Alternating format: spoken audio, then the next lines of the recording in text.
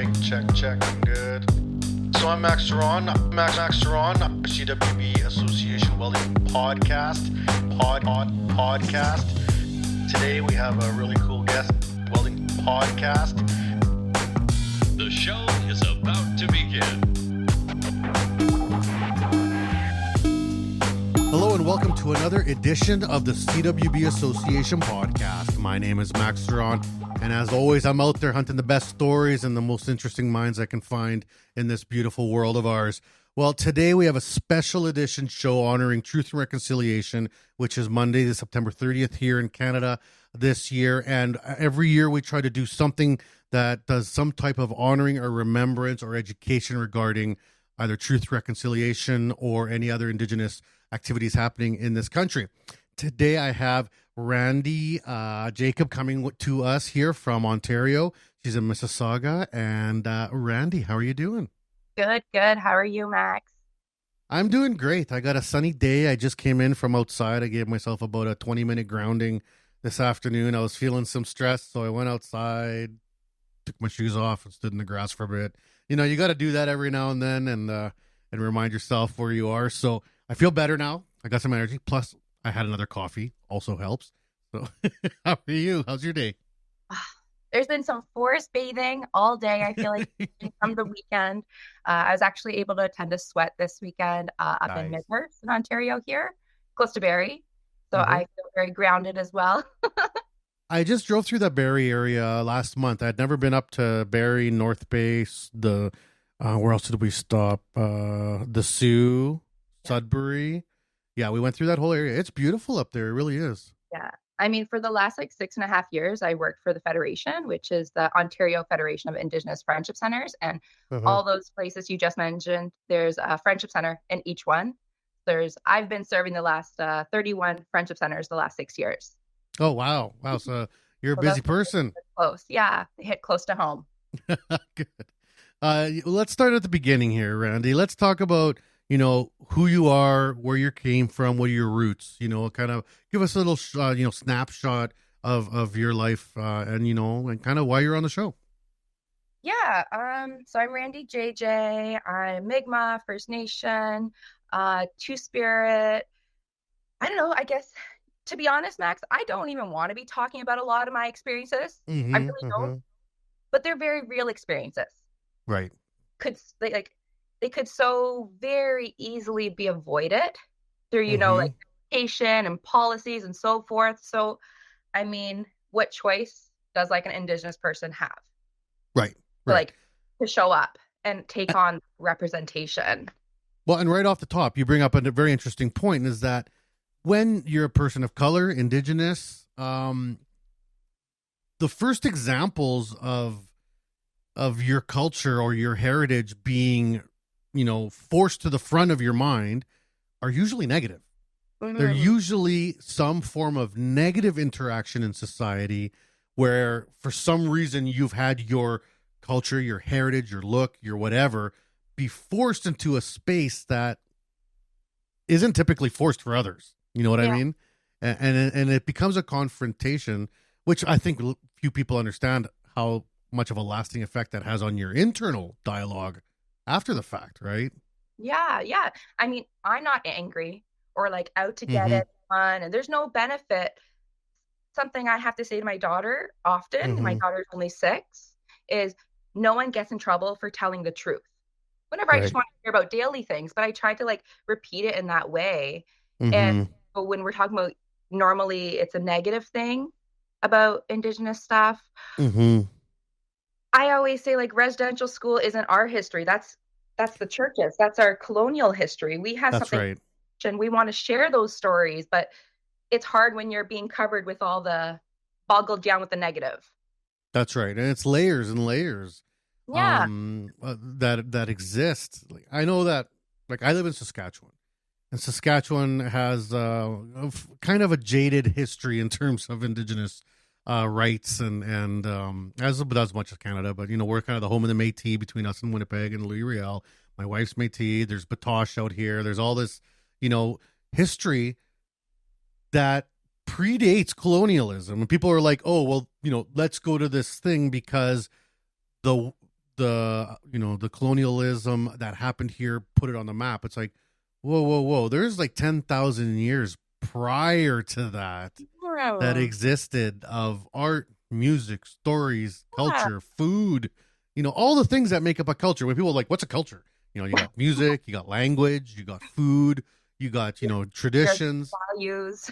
That's right. Those values, those all were there. It wasn't it wasn't the change that made them apparent, right? Oh, and even though I say I'm not angry, I also feel like when people are learning more and more is being exposed, because we just have access, even just based on podcasts, or there's so much beauty that came out of COVID that's continued, of the access of information. So like, in some ways, I'm like, every single person should be outraged. Like, maybe common forms of racism will be acknowledged, and we could see solutions that like those previous generations just didn't think about. Right. And it could have been something as simple as, like you said, well, number one, education. Education is always the first thing. One of the things I want to bring up to you in that education sphere is the bystander syndrome. And I feel like in my life here in Canada for almost 40 years now, I was born in South America. I've noticed not so much less racism, which is a sad thing to say. I would say that maybe even in the last few years, I've seen it get worse in some ways. But I have seen a lot more bystander or ally support, and I feel like that's important. Like, what are your thoughts on that? I mean, I think it's a mixed bag. Yeah, there's education. We're saying that things have changed to a degree, but like within the last 2 years, something we were working on was removing birth alerts. And I mean, in Ontario, we were Quebec was the last ones to continue it, but that was something that was normal. That was just part of their everyday life. I don't think the average person that was working in policy believed, I'm being a racist, I'm filling in my paperwork. Right. I'm trained to do certain work in a certain way for certain people. And when I say birth alerts, that means like, the new policy solution Canadians came up with was to no longer tell on an Indigenous person when we're pregnant. But when I had my baby back in 2018, because she's now 6, I mean, that was just normal. If an Indigenous woman's pregnant, you notify CAS. Yeah. And then you wonder why there's 40,000 Indigenous children in CAS. Yeah. And it's the number one population of foster children in the country. Right. When it's less than 10% of the population overall. Right. Like, yeah. So, I mean, if we remove that one piece of a small policy, maybe that will change things. Because then you just have a fair shot up against other Canadians that are, Do you think it's generational as well? Like, let's say in your example, we got rid of birth alerts, which I still know birth alerts are happening under the table without officialness. Like, that's still happening and places still get in trouble for it. But let's say it's off policy now. How long do you think it becomes out of the culture? Because that's the thing with colonialism, is that the system is rigged, right? Right from the start. So even when you change certain aspects of policy, which are commendable, great, but you still have it being reinforced in so many other avenues, right? So how do you, like, will that take just time, or? I think it's a lot of unlearning that's currently happening. I mean, I would like to say it's happening within our lifetime. I see what is going on in like my children's kindergarten classrooms and like the Orange Shirt Day wave of happening. But at the same time, if you want to ask, not even us, if you have a teenager in your household, if they could come up with a mascot, it would be very easily one of my people. Right? Like, it's not a very positive view. So I understand people are like 3 steps forward, 2 steps back. I like, when I say I have negative experiences, that's, if those never happened, I wouldn't be able to be here right now to talk to you about them. But like, here I am, so I must have did something right. Spending this Tuesday afternoon with you. Well, the thing is that good is good, and that's perhaps what's the biggest thing, is that the intelligence, the EQ, the IQ, the cultural abilities, that has nothing to do with race. Like, I mean, that's not even a racial thing. That's just people. That's just people.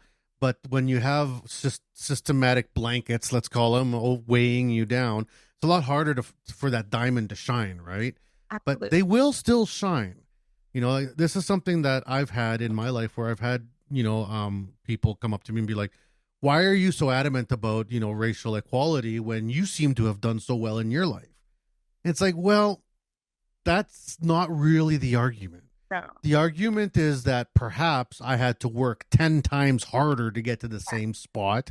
I came from a place further behind, perhaps in terms of poverty, housing, family support. And sure, yeah, maybe I'm sitting at the table with you today, but we're not factoring in all the other pieces in the background that had to happen for that to be a reality, right?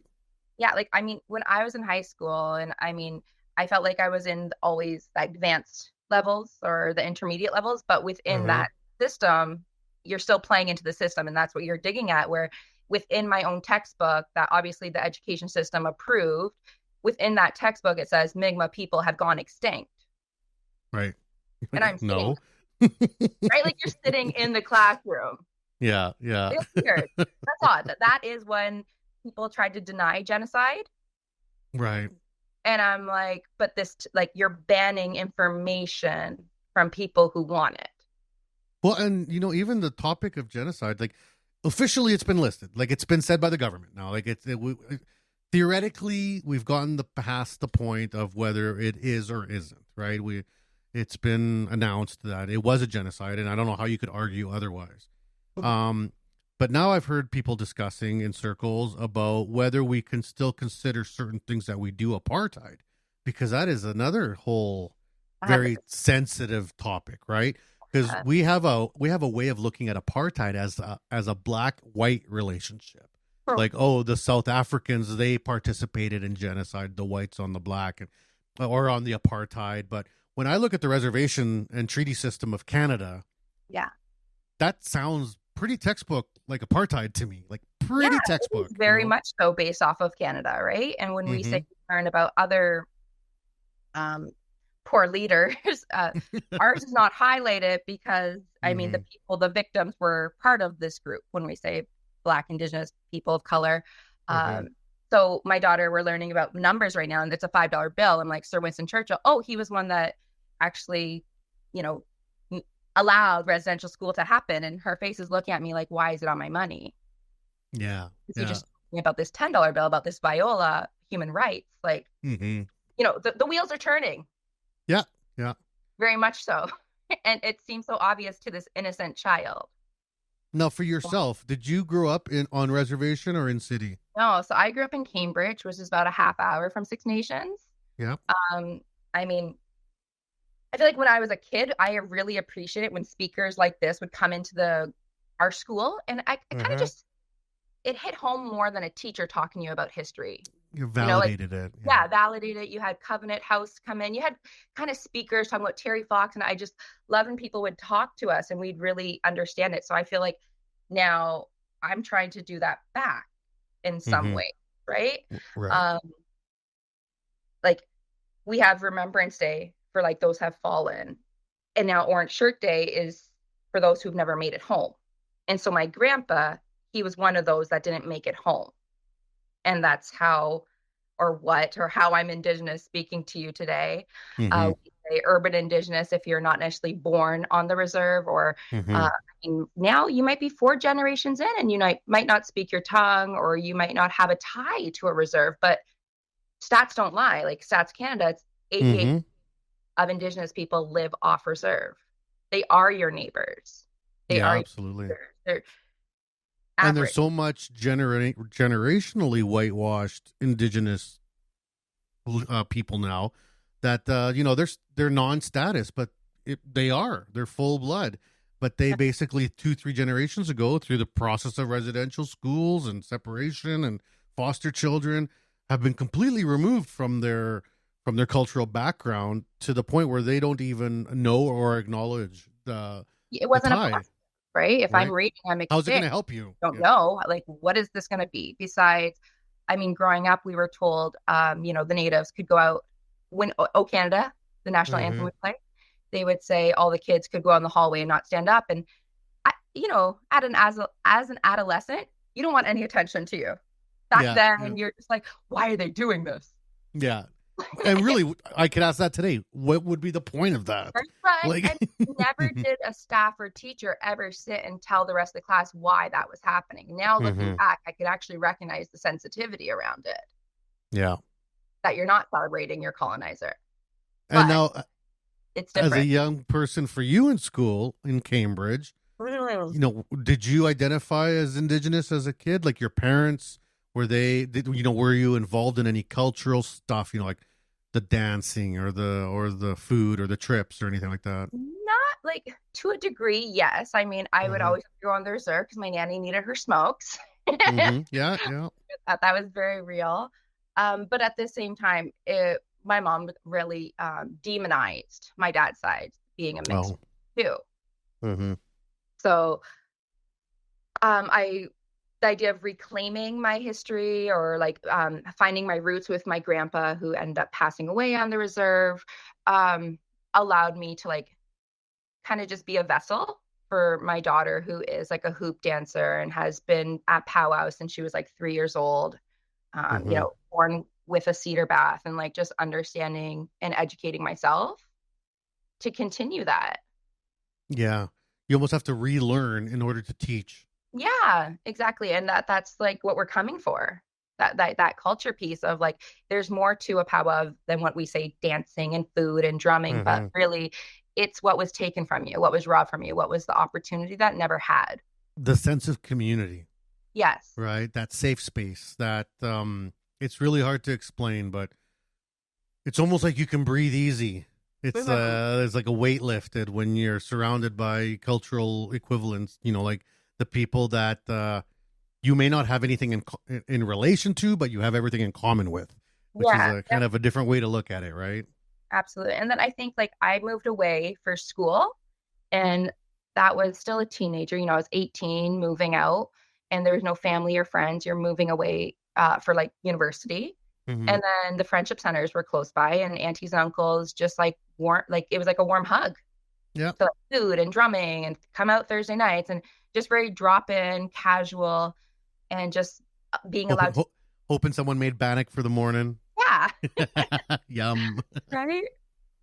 Yeah. When I was teaching at the college, we set up we had always like a friendship center in the school, but it was kind of lame. And it was like, okay, well, let's do this better. Like bring in an elder. Let's do this right. Like let's have coffee and, let's do smudges in the morning. Let's get some routine going on here. Like, I mean, my auntie from Chile, who's a medicine woman back home in Milipilla, she still sends me smudging sticks that she makes herself to Canada, because she's like, you got to use ours because they don't have the right stuff in Canada. It's like, okay, auntie, I'll do it.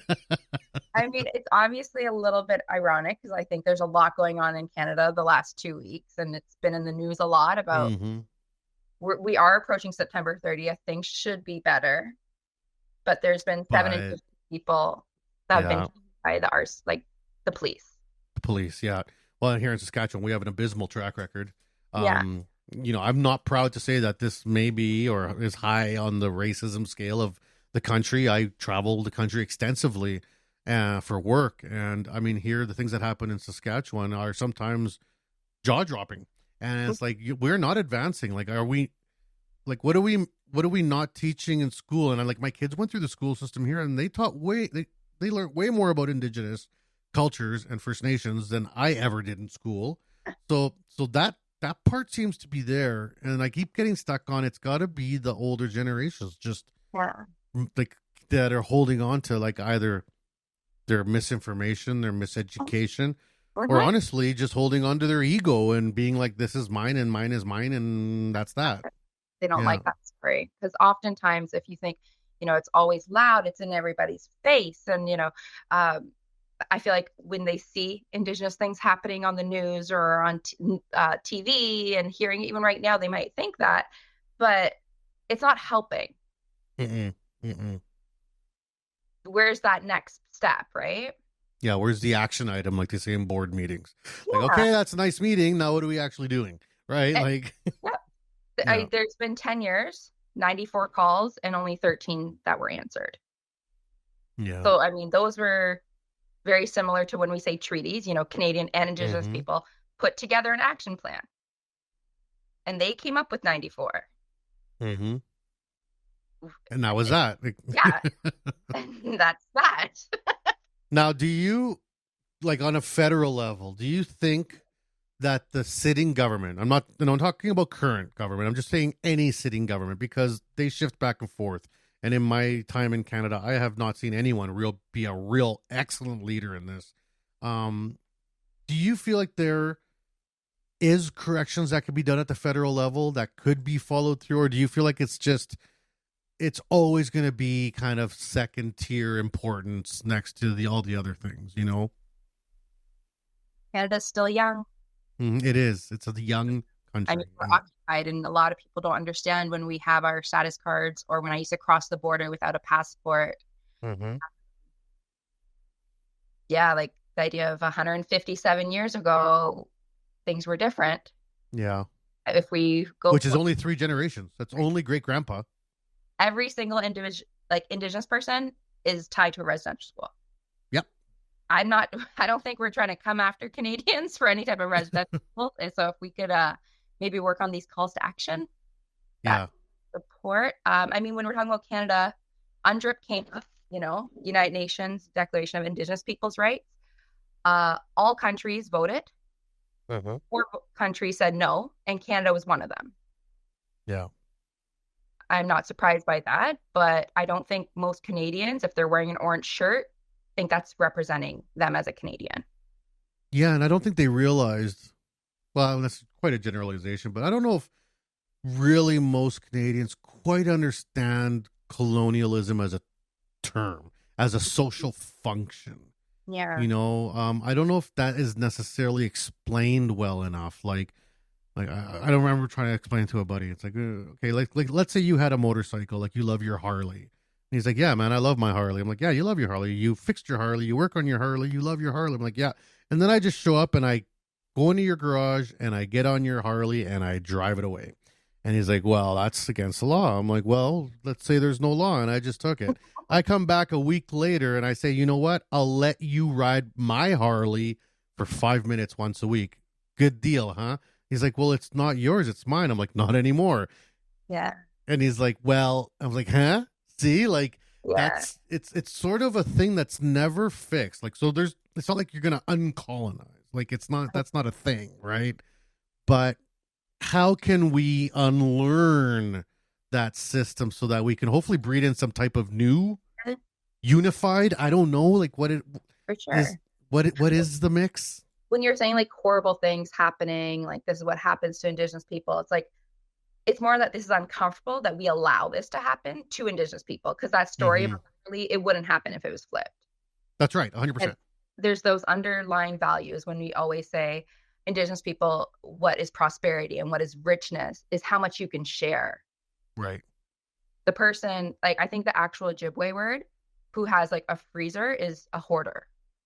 Like the person like can't even imagine that you're supposed to have to share, not to possess, to say I've taken it. Yeah. Right. So to have that bike, it's for me to share with everyone that I know needs this kind of like speed. Yeah. This is a tool. Yeah. Yeah. Well, that's great. I love that because it's a different culture. It's not like, I mean, it's so hard to get stuck off that point. Like that the lens is always going to be milky, right? Like you're always going to have a shade of shadow or something not making the image clear because we're looking at it from the wrong angle maybe the whole time. Yeah. And there's different ways to handle things. Like I'm sure you're familiar with the medicine wheel. And it's usually flat, and we actually don't like diagrams of it because it's supposed to be more like a sphere, like a real ball. And you've got red, yellow, black, and white. And it's because like from whatever dimension or I guess perspective, the sphere is going to be looking at different things. And the way I need to be spoken to might not be the same way as you need to be spoken to. Right. And the thing someone else needs to hear to get us living that good life is going to be very different than what I'm told. We all get out the house a very different way as long as we get out the house. Right. I'm not going to try to tell you my way because it might not work for you, but we need to figure this out together. Yeah, we both need to meet on the street. We can't kill each other. Yeah, exactly. As you know, I canceled our meeting tomorrow, and that was because Grassy Narrows, and you need to stop poisoning our people. Yeah. That's what it comes down to. If anyone wants to look up justice for Grassy. Well, yeah, and half the reserves in Saskatchewan still don't have drinking water. Yeah, You know, and that's like what are you talking about? Like every little rural town, every single one. And in Saskatchewan, we got one every grid. Thousands of small towns. Yeah. If they're off reserve, they got water, gas, sewage, everything. As soon as you cross that reserve line, now you don't have water. Well, how did that happen? That was a conscious choice. At some point, someone was like, nope, no pipes there. You know what I mean? Yeah, we gathered together to hope to stop poisoning a community that is predominantly indigenous. And I can't say just predominantly. What white person lives on the reserve? Not many. Not many, no. So, and that also can go back to the Indian Act. I am married to a non-Indigenous person. That means my child can't have status. So there's a whole book to unload just for that. Yeah, but if you're a male Indigenous and you marry a white woman, I think you can still... It is different, yeah. It is different, yeah. Absolutely. My wife had to reclaim her Métis status because they had left it from residential schools. They basically walked away from status. And now with the new Métis Nation acts that are just going through in the last month here, they're able to finally reclaim some of their history. And I actually made a note of that because I wanted to talk about that. But we're already at a half an hour. We're flying through time here. No, this is great. I love this. So what we're going to do is we're going to take a quick break for our commercials. Okay. But when I get back, one of the topics I want to talk to you is the concept of reclamation and what that means. Because I think that's a very important point for anybody that has been culturally displaced, including First Nations. So we'll be back right after these commercials. Don't go anywhere here on our special episode today of Truth and Reconciliation episodes with Randi JJ, as she calls herself, and we'll be right back on the CWB Association podcast. The CWB Association is new and improved and focused on you. We offer a free membership with lots of benefits to anyone interested in joining an association that is passionate about welding. We are committed to educating, informing, and connecting our workforce. Gain access to your free digital publication of the Weld magazine, free online training, conferences, and lots of giveaways. Reach out to your local CWB Association chapter today to connect with other welding professionals and share welding as a trade in your community. Build your career, stay informed, and support the Canadian welding industry. Join today and learn more at cwbassociation.org. And we are back here on the CWB Association podcast. My name is Max Ceron. Thanks so much for tuning in. Today we have a special edition of the episode regarding truth and reconciliation, and we're just talking culture stuff today. Culture stuff. So let's talk about what we said. I want to bring up the point of reclamation, and this is first. I'm going to throw out my kind of my angle to this is that anybody can go through a process of reclamation. This isn't specific to any single culture, person, heritage. And I think if more people in general understood their cultural identity going back generations, they would have a better understanding of where they are today. For some cultures, that's easy to do. You run into a Scottish guy and you'll be like, yeah, my great grandma's blah, blah, blah in this neighborhood, blah, blah, blah. They can go back 10 generations and know the flag and the tartan and the thing and the that and the this because their culture allowed it, right? It gets very hard for people like you and I who are from colonialized countries because our culture was effectively removed from us. How do we start reclaiming that? What levels is there? What pieces are involved? What's your thoughts on this? I mean, because we are in September, I think if you're wearing an orange shirt this September 30th, over the next 2 weeks, you have to participate in active ways of resistance, of keeping us alive. And and it can't just be arbitrary. It really, like, there's actual Indigenous people suffering in your own backyard. Yep. As we speak, we are illegally getting arrested for protesting peacefully, for fighting, like, just for your lives, for rights, for lands. Like, imagine wherever you are trying to get through COVID without fresh water. Oh, I couldn't imagine. That's absurd. Well, and look at some of the protests that are non-cultural in this country. I don't want to say any specifics because they'll get in hot water, but there's some protests in this country that are non-Indigenous, like non-cultural, and they're 100,000 people across the country. No one's in trouble. No one gets arrested. Meanwhile, I have, one young fellow walk from northern Saskatchewan to our parliament, put a tent in the front to protest. Tristan, what was his name?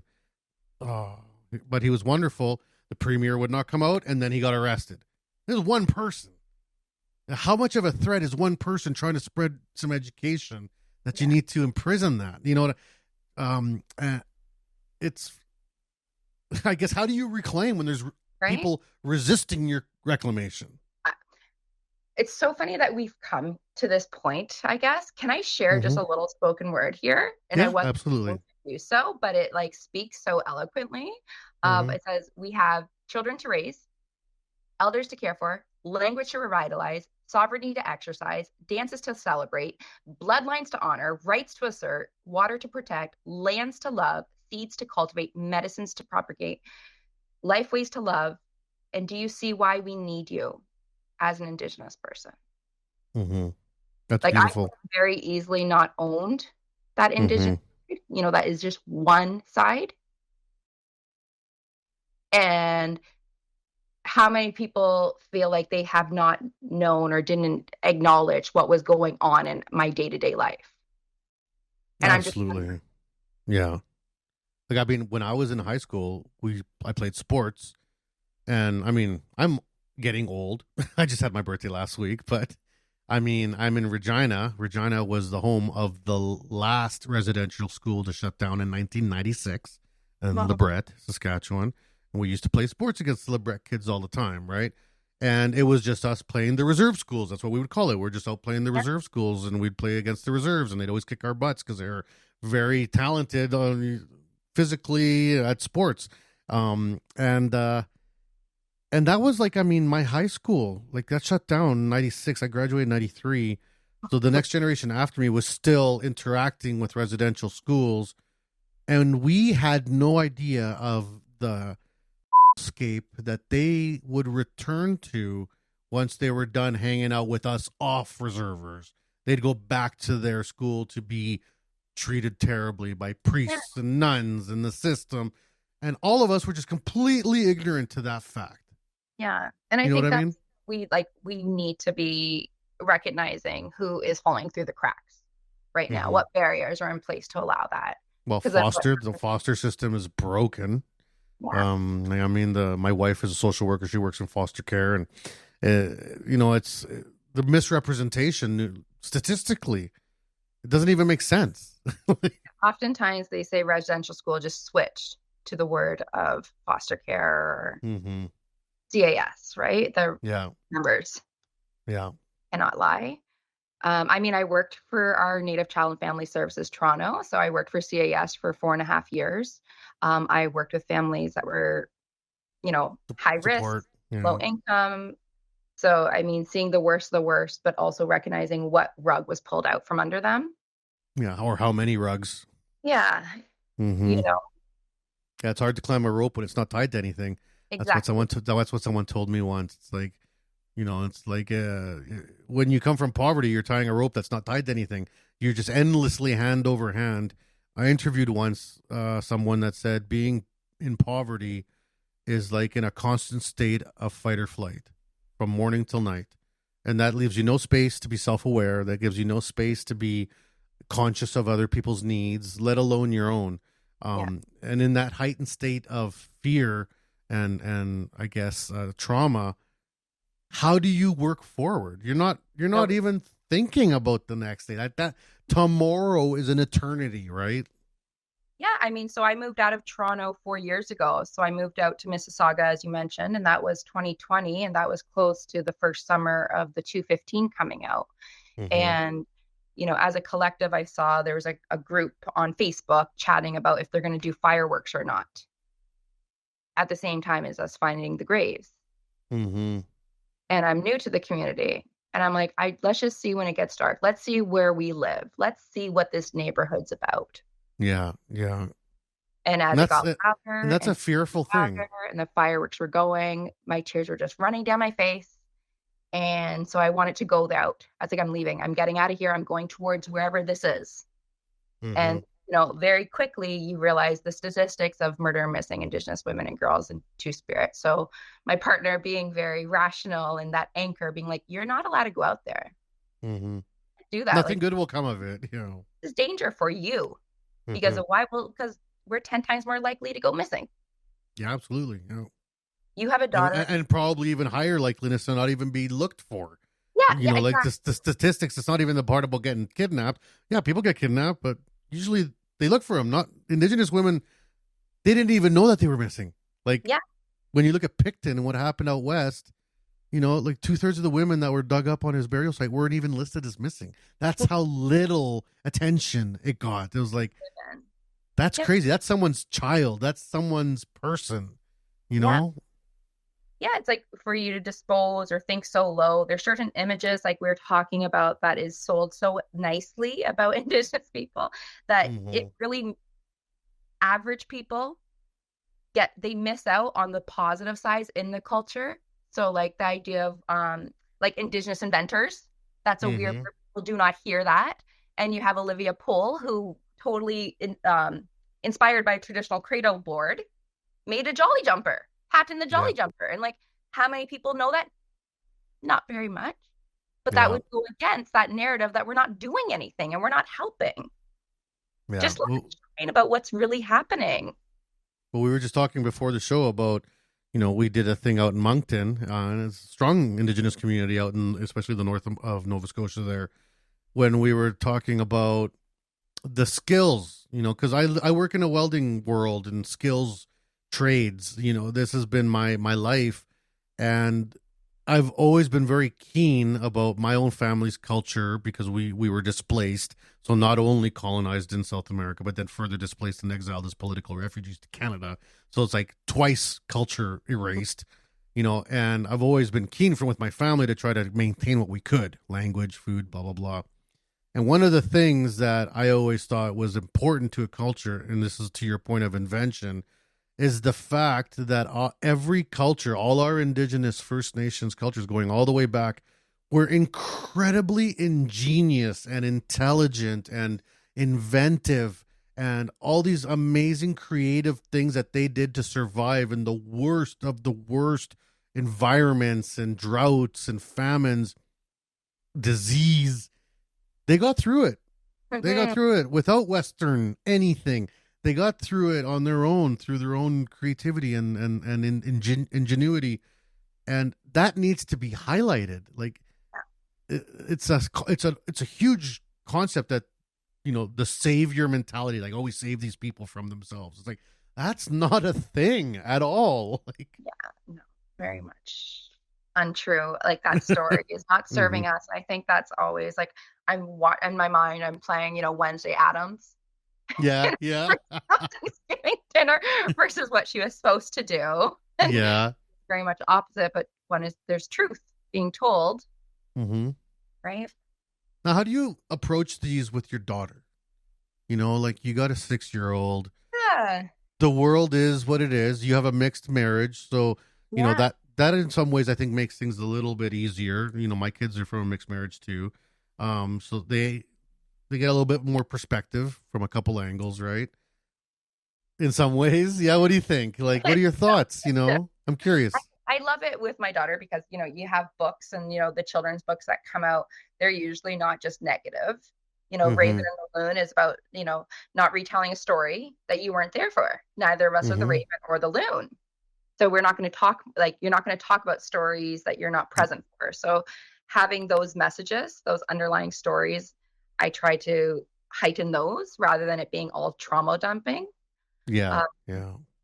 Hawatha, the peacemaker, at the end of it, they have like this note to the parent to say, this is why Canada has this democracy. It's actually based off of Indigenous cultures and the way they operated and worked. Mm-hmm. So it's like, we obviously have very close ties together, but why are we treated not as equals? Mm-hmm. And what age do you think it's appropriate then to start giving the other side, the darker side of the story, if ever? Because I feel like there's a place for it, but I don't know where. Like, yeah, I have always shown her that side yeah, of shirt, and us going to the residential school after the 215 came. We lived close, like I said, to Brantford, so going to the mush hole. I think it's tough because she has questions about church and wanting to be part of a church. Yeah. That's not coming from me. Yeah, and I had that with my kids too. Yeah, you don't want to be the same person to deny them of things. You want to give them both sides. Yeah.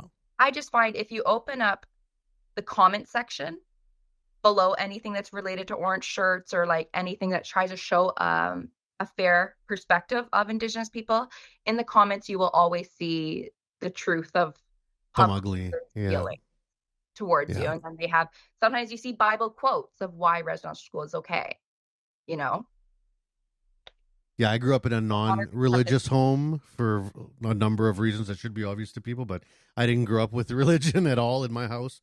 But my son in his teen years got interested in exploring it, and I was like, yeah, go for it, man. It's I'm not going to hold you back, but it's definitely not something that I identify nor agree with. I mean, there's no space in that book for me, right? Yeah, Like it's not a book about me, right? Yeah. It's hard. It is hard. I didn't participate in a naming ceremony when I was a child, but my mom didn't have access. She was a teen mom. She was a white teen mom. So I recognize where I have, an advantage. So we went into a sweat close by. Her name was like so on point of being Mik'gmaq. Eagle is like profound in our cultures, very similar to like the Virgin Mary in Christianity stories. Yeah. So her receiving this like very powerful little message in this mighty little body was really cool. And I wonder like, what would I be like if I was given a name and certain colors to watch out for as I, go through life? It might have been helpful, useful. Yeah. Part of your identity. Yeah. Exactly. Like she has like certain colors and stories that she like leans into because they've said those things to her. That's awesome. I didn't get to participate in a sweat until I was already older. Any type of like pipe ceremonies, I was already like a teenager or an adult, 20s, 30s. Whereas my daughter has participated in a sweat. When it got dark, she did get very scared, but she knew every single song before we went into the bush. And that was awesome. That reclamation. That's beautiful. That when I'm no longer around and she's out and about in the world, she knows her roots already. And I didn't even think about those things when I was her age. Now, what about language? Language is such a big part for me. I still speak perfect Spanish, which is funny because that's like level 2 colonialism, is being able to speak the language you were brought. I don't speak Mapuche, Mapungun. That's what we speak in South America, South, where I'm from. I know a few words. I named my son one of the names, but I haven't been able to reclaim my like OG language. Yeah. But I was able to maintain my Spanish coming to Canada, which I felt was important to hold on to something, right? Sure. How important is language in your world, your daughter, or even what you think within Canadian culture? I mean, people have gifted my daughter like a numbers book, a letters book, and they were all like Mi'kmaq. Like that axis is somehow like us. We envision an arrow going backwards. Like I feel like I was the one that went backwards, and now she's kind of doing that arrow forward. She has that axis. That was just never a priority for me growing up. Right. I mean, I know little words like "walala" and being thank you. And then, I mean, when I went to teach in South Korea, I was teaching Koreans English. An Indigenous person has gone overseas to teach English. Like, this is weird, but it was wild because they were like what they were teaching. And I felt the perfect person to say it was like, learn this English, but know your roots. You need to still know your Korean. And for the time I spoke like an Indigenous language was out there, like a Haudenosaunee, Anishinaabe, Moan. They were speaking Indigenous languages, being like, these languages they're not spoken. They're considered a dead language in Canada. And they were referencing us. And I was just like, whoa, like being blown away a bit. Yeah. I mean, my daughter does ask me these questions, so I think it's organically happening. But we'll see. Like, I know that they added Cree to some of the language apps. I thought that was kind of a neat step. So that's, I mean, out here in Saskatchewan, it's a lot of Cree and Dene. Although Dene is arguably predecessor to Cree. I've gotten into the argument before with people here, but historically it's all interesting. You know what I mean? It's good to know that there's these languages. I would love to see it make a comeback. Like First Nations University here in Regina, they have a whole language program. You know, I think about just signing up for that just to learn, like, out of respect for the land I live on. Maybe I should know some of the words that the people spoke. You know what I mean? Like, it seems like I learned the English getting here because I had to learn English to live in Canada. But technically that's not its OG language. No. So maybe I should be learning some of the OG languages.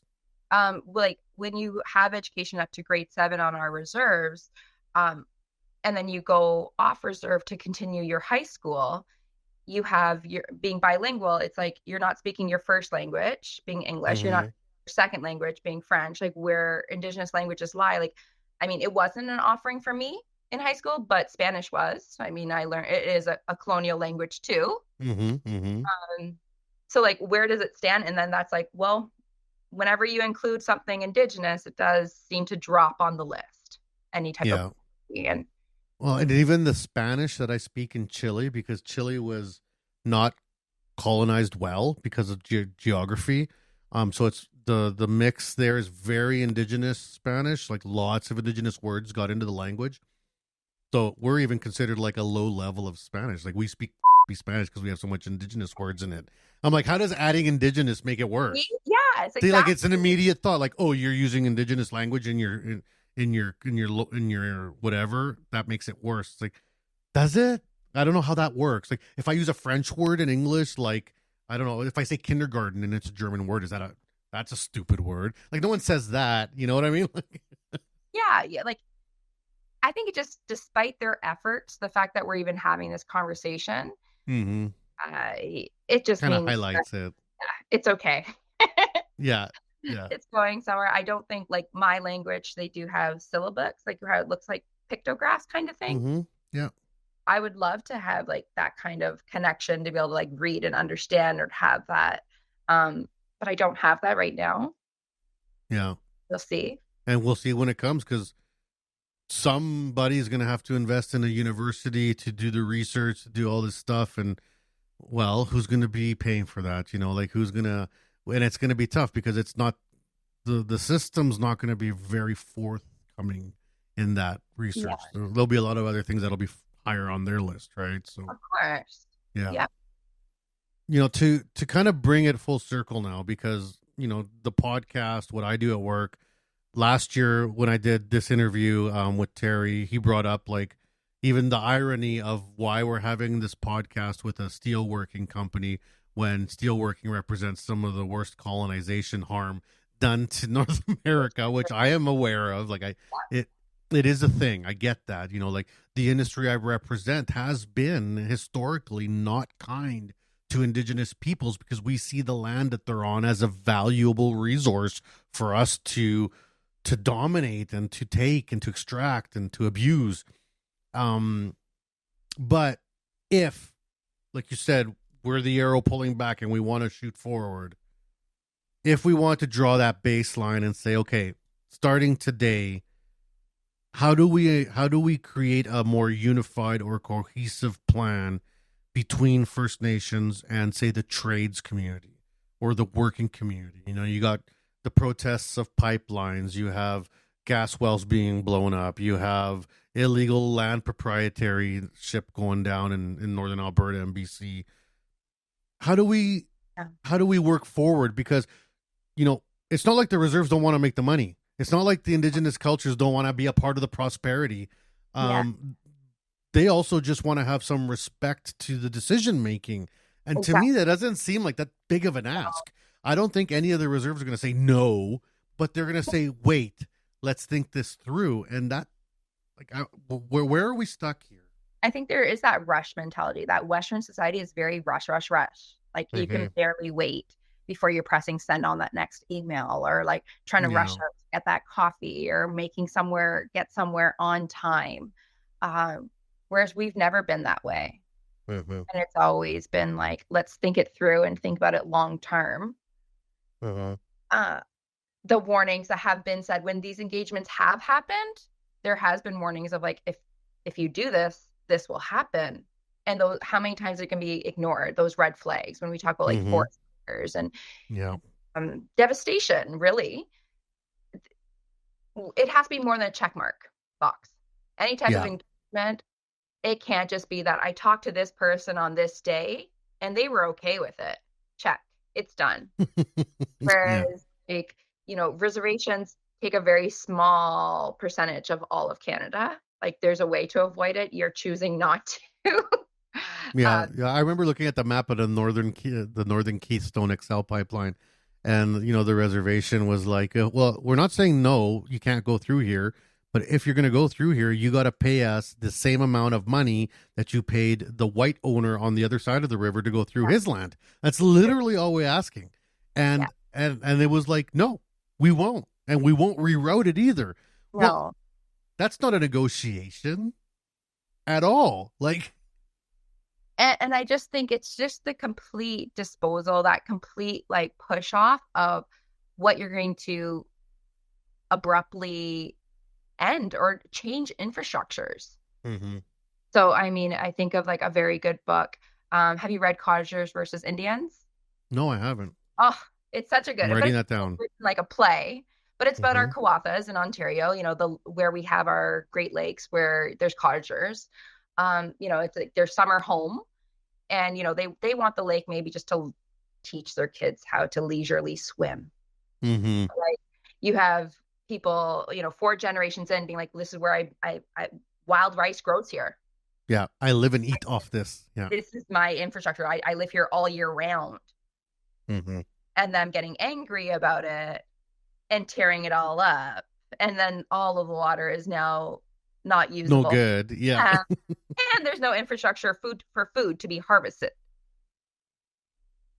It's so, the dynamics are very comparing apples to oranges, and I feel like a lot of these it's more like comparing apples to sea monkeys. I don't know. It's like not even in the same ballpark. Exactly. And that's been happening lots in Saskatchewan, actually. The cottages around here, because they've been on reserve land. And honestly, the reserves didn't really care. Like, you want to build your houses on reserve land? They basically pay no taxes. These people have been building these houses.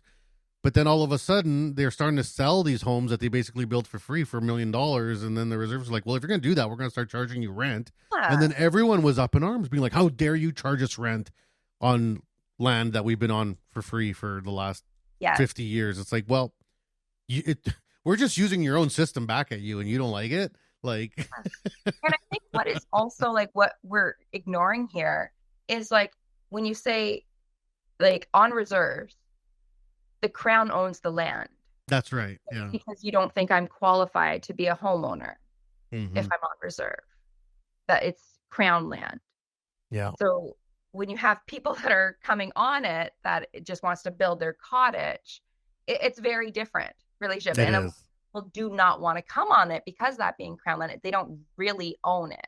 They have to, a year lease. Lease, yeah.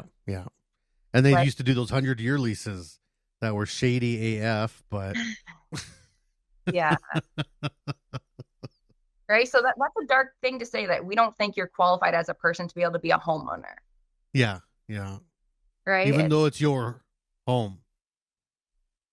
And I think other people just coming to build their, their three 3-month home, who cares? Mm-hmm. But for others, no, that's Yeah, not that's not right. Yeah.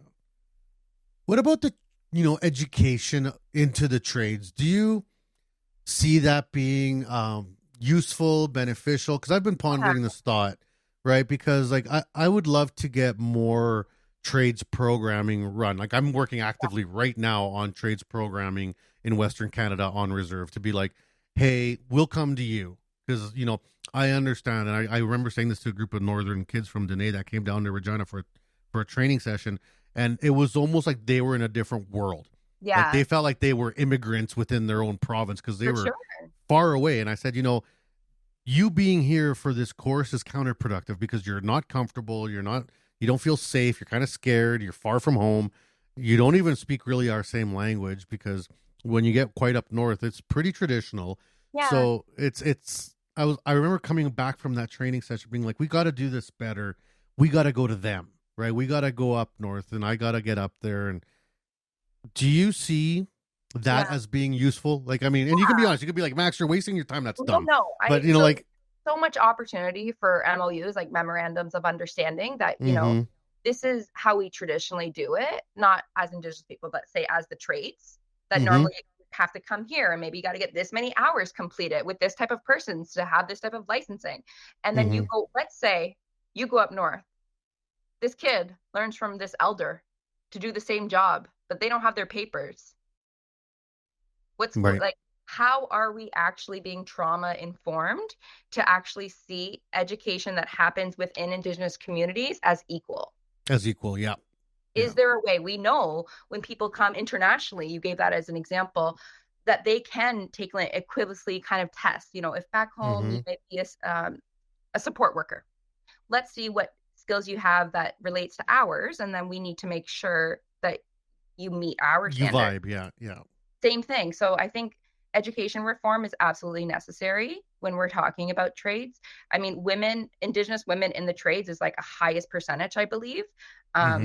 When I did work, like there was a liaison with Stats Canada, and that one's standing out. So within the labor market, apprenticeships are a wonderful opportunity for growth, but bridging these two, the gap essentially, like a liaison. And it's not an easy gap because people talk about that bridging that gap.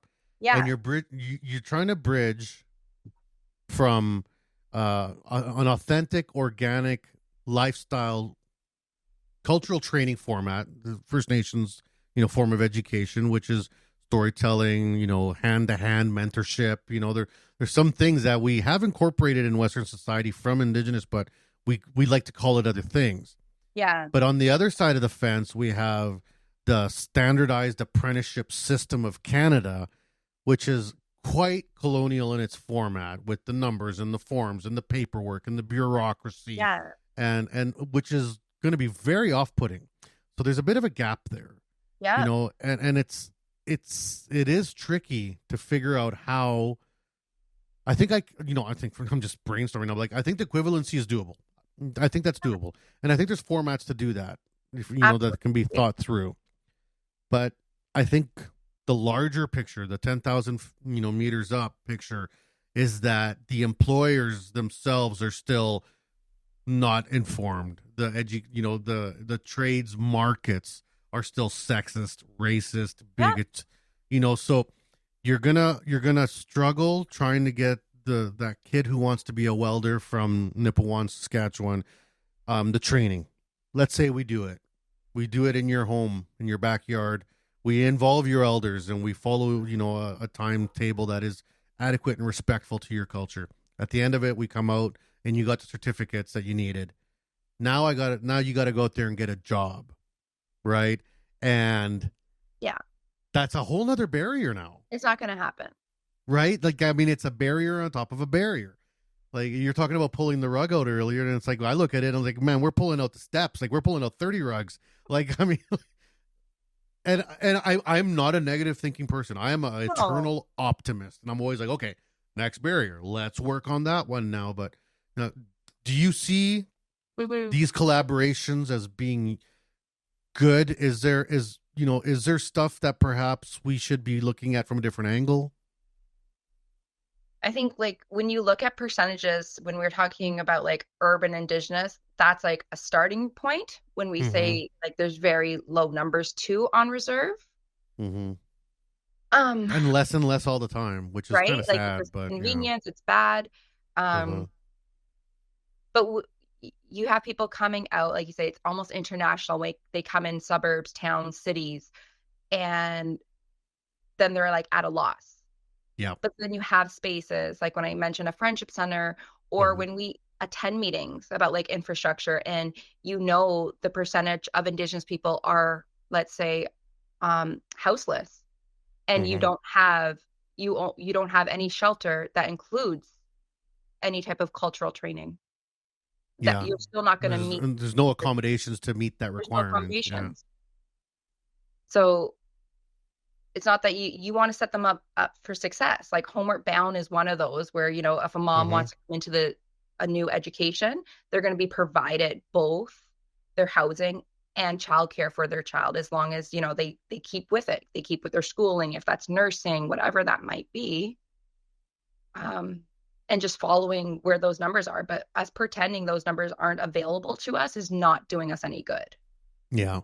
Yeah. Like, let's use what we have, the knowledge we have, be And more directed. Yeah. Be more directed with our approaches. I think that's good. Because we're collecting data. It's happening. Yeah. Do you feel like we're moving the needle at all through this type of education?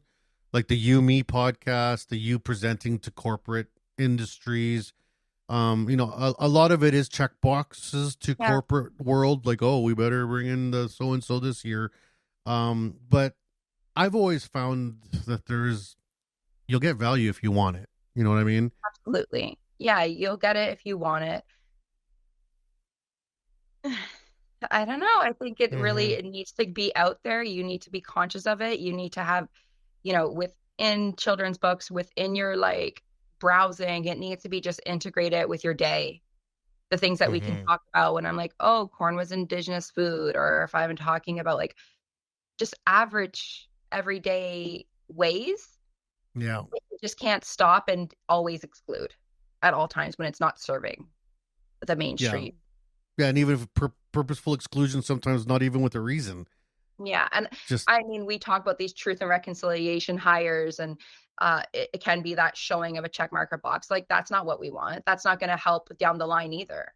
The idea of living a good life that's not going to help either of the parties.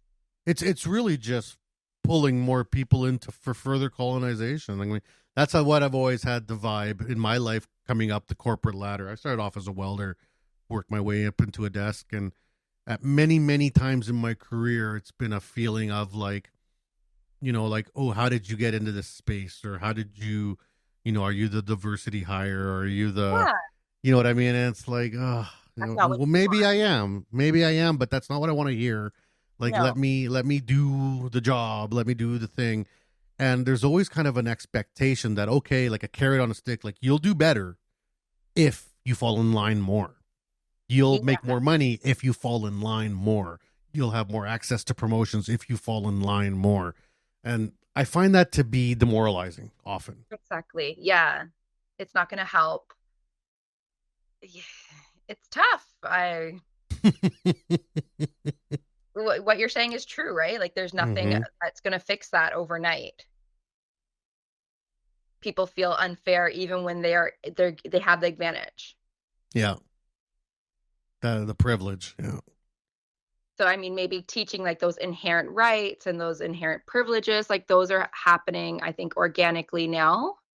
I hope so. I think the youth is much better equipped than ever. Like, I mean, I have 2 adult children now. They're I don't know, are they millennials or Zeds? I think my daughter's a millennial. I think my son's a Zed.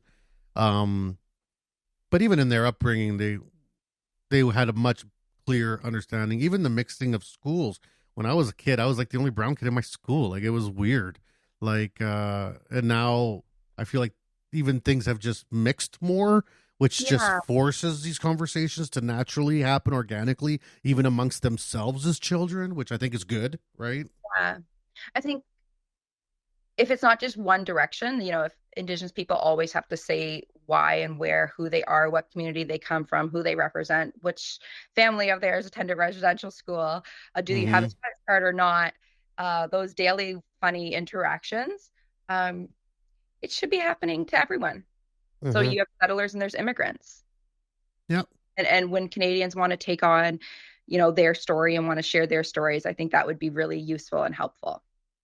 Very similar to, I think we've gone into meetings, especially this virtual realm of, my name's Randi, so my pronouns are she, her. And people need to, I'll say that ahead of time. Sometimes Randi can be a boy's name. Same thing. It can't just be the Indigenous people talking about where their roots are. And when Canadians start to step up and really want to say where they've come from, that will be a different time. Yeah, someone asked me if I was offended if people asked me about my culture, and I was like, absolutely not at all. I mean, there might be times I don't feel like talking about it. That's neither here nor there, but I would never consider someone being like, oh, where you're culturally from. I'm more than proud to be like, yeah, I'm from South America. I was born in this country, and this is how I got here, blah, blah, blah. And, I think those stories help people identify you as a character and as a personality better. Yeah. At one point when I was working at Native Child and Family Services, I was doing a program called HIPPY, and that's home instruction of parents of preschool youngsters. And essentially they were like, Canadians want to stay in denial about their stories and their history. So what we're doing, this is a program for 3, 4, 5-year-olds. There's going to be a new book every month from an Indigenous author. And we're going to be teaching our kids 10 minutes every day. So I would meet with the parent, and the parent would, do these activities at home. Children didn't even know I was in your home. They just saw their parent as a cool guidance counselor doing these stories or activities suddenly. Yeah. And, by the end of, this 30-week kind of course, they did a little kind of like a kindergarten graduation, but they could talk about, a day in life on the reserve and what it means to be following trekking and footprints. And I don't know, it was so rich and valuable, and it was wild to hear that it started in BC and it wasn't supposed to be an Indigenous resource, but Canada with reconciliation, I think it's a really great one. Yeah. It fits. All right. Last couple questions before we call the interview, because I could chat all day. I love this topic. Not, I shouldn't, that sounds bad. I love our problems. You know what I mean? For the people that listen to the podcast, so we have welders, engineers, business owners, the steel trades, which is generally we're very well-funded, prosperous industry. In this industry, what would be some pieces of advice to help welcome First Nations or Indigenous peoples into their workplace, to make them feel perhaps a little bit more seen or represented? So, like we said, sometimes it feels like you're walking into a different world, and it's only 2 hours away for some people in their own country. Yeah. How do we make them feel better about their choices to be there? I mean, you could find the Indigenous land you live on. That's one way, not as an acknowledgement, the way people do land acknowledgements, but there's nativeland.ca, and I feel like that can be eye-opening. You can make a difference, just educate those around you on the true history of Canada and the impact, the very intergenerational trauma that stems, from residential school, colonization. It's I don't think it's as much as money where your mouth is, but be willing to participate in those education reforms, and which ones are you getting in the way of because you're in spaces that we're not at the table. No. We're not invited. You are. You have the power. Yeah. No, that's very true. I remember working at a shop one time. We had this, what was his name? His name was Ricky, native guy. And he's like, you guys should come to the powwow this weekend. And everyone in the shop was like, what? And then I was like, I'll go. And then we ended up getting 5 or 6 guys from the shop, and we all headed out, and we had such a good time. We camped out for the weekend and ate a pile of food and danced and learned to jig and a bunch of fun stuff. And I remember the work day back on Monday, our boss was like, oh, yeah, so what'd you guys do? So, we all went out with, Ricky to powwow. And he was like, what? Really? It's like, yeah. And then we kind of gave all the other people who didn't go kind of a feeling of FOMO. You guys missed out, man. This was a great time.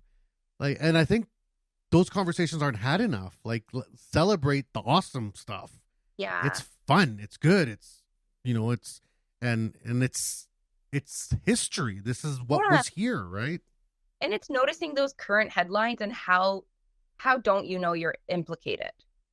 Right. No. So I mean, when we used to provide tea and talks to the different friendship centers, one of them was about Jordan's principle. And that's, it's devastating.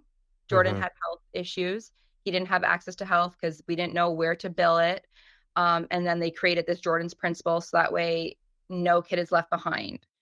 However, that was passed at that government level. But in practice, Jordan himself wouldn't qualify for this funding, even though it's named after him. The policies that are currently in place, he himself would not be able to do all the paperwork, do all that administration aspect. The bureaucracy. Yeah. So recognize when you are being a barrier and what things could be improved. Yeah, and that's wonderful. Indigenous, but just in your daily lives of what is harder for other people that is not in my way. True. Yeah, I hate bureaucracy. Yeah. I work in it, but whatever. That's another story. Fight the power. All right. Well, last question. What do you got coming up? What's in the near future for Randy?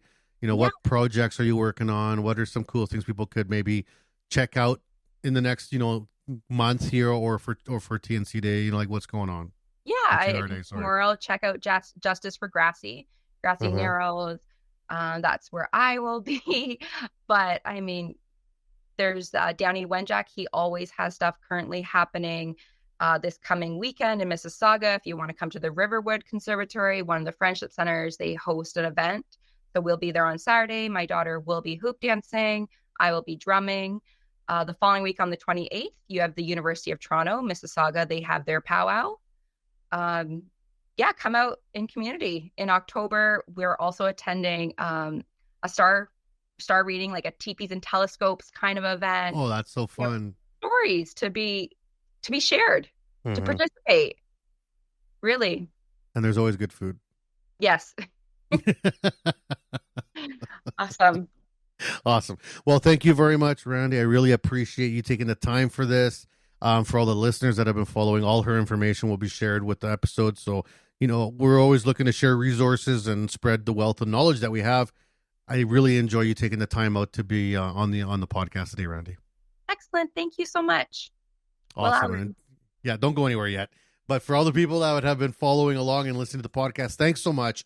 Not just for following along to the podcast and what we do on the weekly here. We love getting the stories out to you from the industry and around the world, but also for the special events like we do with Skills Canada, with the Indigenous groups, with the people of color when we did Black History Month episodes, and even the LGBTQ 2+ community. We're not just here to show that welding is important and a part of our infrastructure for this country, but also that the people within our communities need to be a part of our infrastructure. And that's, I think, the big message that we're trying to prove here is that it takes all of us. It takes a village to really raise us all up, and we need everybody. So not just for trades, but for all our other things that we're working on in our wonderful worlds. So stay tuned to the next episodes. Keep downloading and sharing and commenting. And also, we have our new fan mail feature on Buzzsprout. So send us a mail from our fans if you'd like to get a hold of us. Stay tuned for the next episode. We'll see you there. We hope you enjoy the show.